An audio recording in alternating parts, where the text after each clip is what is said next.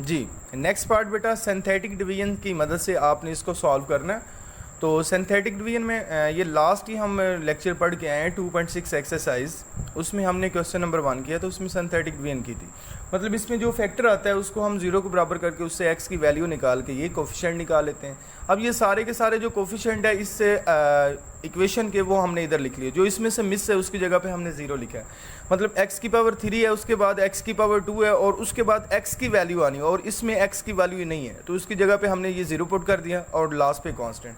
तो उसके बेटा हमने हल करने के बाद इसका क्वोशंट और रिमाइंडर हमने निकाल लिया। तो क्वोशंट और रिमाइंडर बिल्कुल 2.6 एक्सरसाइज के क्वेश्चन नंबर 1 की तरह मैंने लिखा। अच्छा नेक्स्ट बेटा जो क्वेश्चन नंबर 2 है, इसके अंदर बेटा आपने बताना है कि x-2 जो है इस इक्वेशन का फैक्टर है। तो फैक्टर बेटा आपको उस वक्त पता चलेगा कि जब आपने इसको सिंथेटिक डिवीजन से हल करना और इसका रिमाइंडर जो है वो 0 आ जाए तो x-2 जो है इससे इक्वेशन का फैक्टर होगा। तो देखिए इसको भी आपने सिंथेटिक डिवीजन से हल करना है, तो सिंथेटिक डिवीजन से आपने इसने आपको हल करना पड़ेगा इसका। तो हल जब आपने किया तो इसका जो रिमाइंडर है वो 0 के बराबर आ गया। तो नीचे मैंने ये थोड़ी सी स्टेटमेंट करके लिख दी है, remainder R 0 so by synthetic division x-2 is a factor of x3 plus x squared minus 7x plus 2। मतलब x-2 जो है वो इस सारी इक्वेशन का फैक्टर, इस सारी इक्वेशन के x-2 जो है वो फैक्टर है।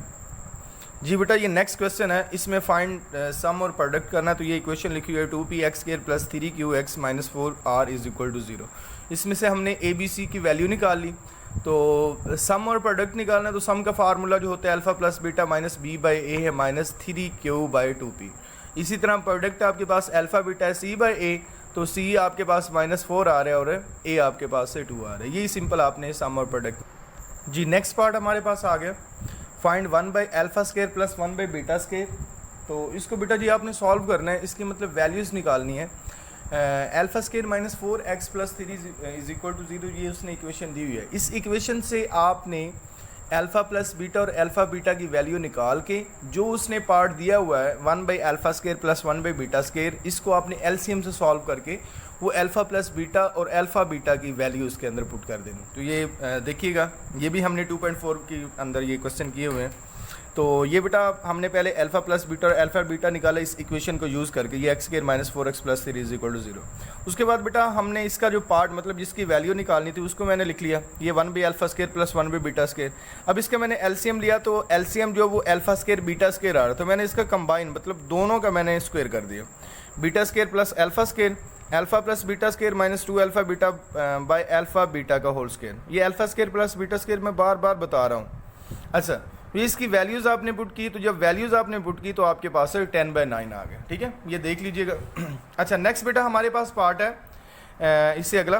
तो इसमें बेटा हमने तकरीबन 3 या 4 पार्ट आए हुए हैं। 4x² माइनस 3x प्लस 6, ये बेटा उसने इक्वेशन दे दी और साथ वो कह रहा है कि ये छोटे छोटे पार्ट दिए हुए हैं अल्फ़ा² प्लस बीटा², तो इनकी वैल्यूज़ आपने मालूम कर। तो ये इक्वेशन दी हुई, इससे हमने पहले अल्फ़ा प्लस बीटा और alpha beta same to same बेटा 2.4 एक्सरसाइज की तरह है।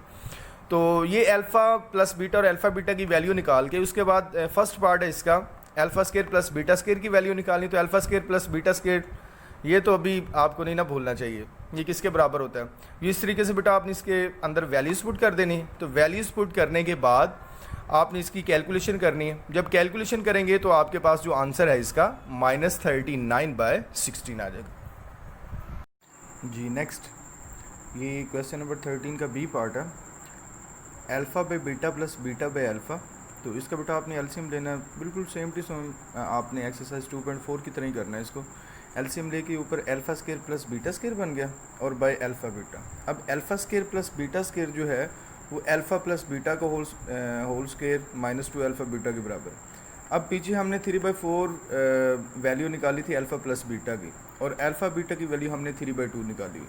ठीक है, तो इसी तरह ये नीचे अल्फ़ा बीटा डिवाइड हो रहा था, ये बटे के नीचे थे, उसको हमने बटे में लिख लिया। तो इसको बेटा हमने इसका स्क्वायर किया, 3 का स्क्वायर 9, 4 का स्क्वायर 16 और ये 2 से कट गया तो आपके पास सिंपल 3 आ गया।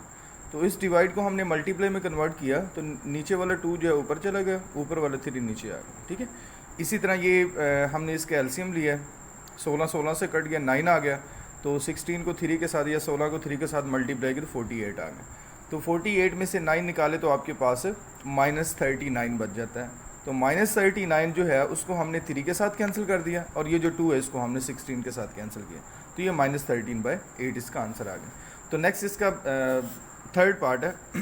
तो थर्ड पार्ट के अंदर क्या आ रहा है कि आपने अल्फ़ा माइनस बीटा की वैल्यू मालूम करनी। तो अल्फ़ा माइनस बीटा की वैल्यू आपके पास है ही नहीं, आपके पास तो सिंपल अल्फ़ा प्लस बीटा है, तो हम अपने पास से अल्फ़ा माइनस बीटा का होल स्क्वायर कर देंगे।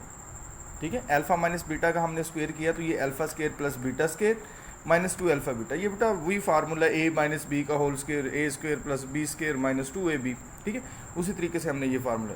अब इसका बेटा हमने स्क्वायर जो है ना वो ख़त्म करना है। ये स्क्वायर ख़त्म करने के लिए हम इसका जज़र लेंगे। क्यों जज़र लेंगे?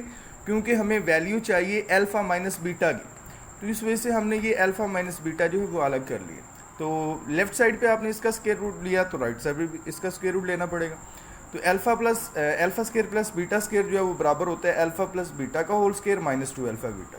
ये तो पता ही है ना, -2 अल्फ़ा बीटा। अब -2 अल्फ़ा बीटा और -2 अल्फ़ा बीटा -4 अल्फ़ा बीटा बनता है, तो इधर मैंने डायरेक्ट इसकी वैल्यूज़ भी पुट कर दी है। ठीक है, तो जब आपने डायरेक्ट वैल्यू पुट करनी है तो अल्फ़ा प्लस बीटा की जगह पे 3/4, ठीक है, उसके बाद ये -4 है, और अल्फ़ा बीटा की जगह पे आपने 3/2 पुट कर दिया। तो नेक्स्ट ये बेटा हमने वैल्यूज़ पुट कर दी, alpha minus beta is equal to 9/16 -6। तो इसका आपने एलसीएम लिया तो -87/16 बनता है। तो -87 जो है ये किसी का स्क्वायर रूट तो है कोई नहीं, ना ये किसी का कंप्लीट स्क्वायर है। तो 16 किसी का कंप्लीट स्क्वायर है, तो आपने 16 का स्क्वायर करना है, तो वो 4 का स्क्वायर बनता है। ठीक है, 4 का जो स्क्वायर होता है वो इस स्क्वायर रूट के साथ कट जाएगा, तो आपके पास आंसर जो है वो 4 आ जाएगा। ठीक है जी। क्वेश्चन नंबर 14, ये आपने ना फाइंड इक्वेशन क्वाड्रेटिक की क्वेश्चन बनानी है। तो जिस तरह आपने 2.5 एक्सरसाइज के अंदर ये क्वेश्चन नंबर 2 और क्वेश्चन नंबर 3 किया था ना, बिल्कुल उसी तरीके से ही है।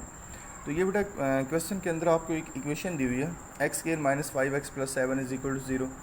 इससे ये जो इक्वेशन है इसमें से हमने सबसे पहले अल्फ़ा प्लस बीटा और अल्फ़ा बीटा निकाल लेना है। अल्फ़ा प्लस बीटा जो है वो -b/a है।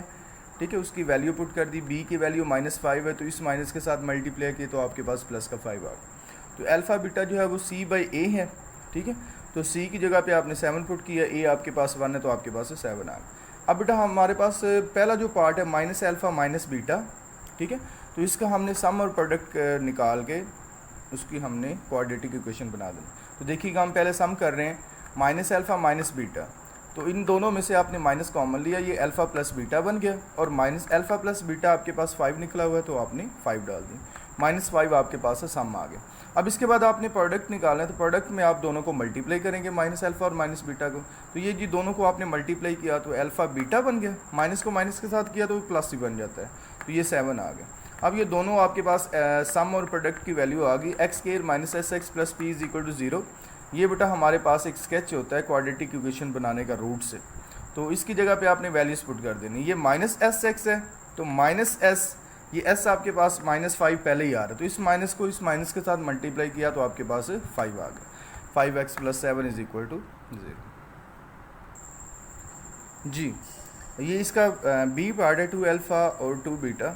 तो सबसे पहले हमने 2 अल्फ़ा और 2 बीटा का सम लिया, तो इसमें से 2 कॉमन आया, 2 कॉमन लिया तो अल्फ़ा प्लस बीटा की जगह पे आपने 5 पुट कर दिया, 5 को 2 के साथ किया तो 10 आ गया। अब इसी तरह आपने प्रोडक्ट मालूम करना है, तो प्रोडक्ट का मतलब होता है दोनों को मल्टीप्लाई करना। तो ये जो दोनों को मल्टीप्लाई कर रहे हैं तो हमारे पास 4 अल्फ़ा बीटा आ गया। तो अल्फ़ा बीटा की जगह पे आपने ये 7 पुट कर देना है, ये 28 आपके पास है, प्रोडक्ट आ जाएगा। अब बेटा वही आपने स्केच लिखना है, x² -sx + p = 0। तो x² s आपके पास कितना दिया हुआ है, 10 दिया हुआ है, ये माइनस का 10x आ गया। इसके बाद प्रोडक्ट आपने 28 निकाला है, 28 = 0। तो ये आपके पास है क्वाड्रेटिक इक्वेशन आ गई। तो ये बेटा हमारी यूनिट नंबर 2 की रिव्यू एक्सरसाइज जो हमने क्वेश्चन करने थे शॉर्ट, वो हमारे कंप्लीट हो गए। तो नेक्स्ट वीडियो में इंशाल्लाह हम तीसरा चैप्टर जो है वो स्टार्ट करते हैं।